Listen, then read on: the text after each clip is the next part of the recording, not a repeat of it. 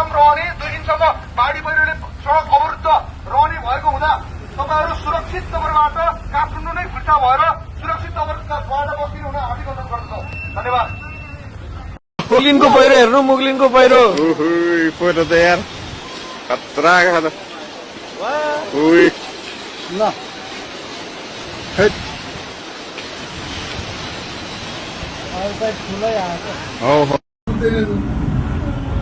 हो पानी पानी पानी पानी ओ माय गॉड पानी पानी पानी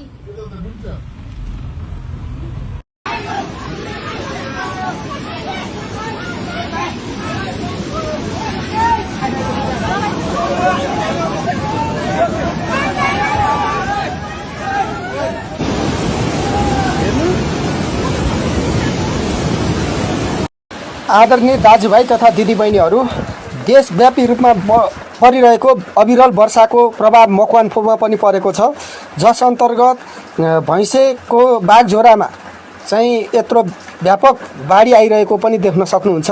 त्यसकारण यात्रा गर्दाखेरि सुरक्षित सोचेर बुझेर मात्र गरौँ, सकभर घरबाट ननिस्कौँ, सुरक्षित बसौँ र सुरक्षित बाँचौँ।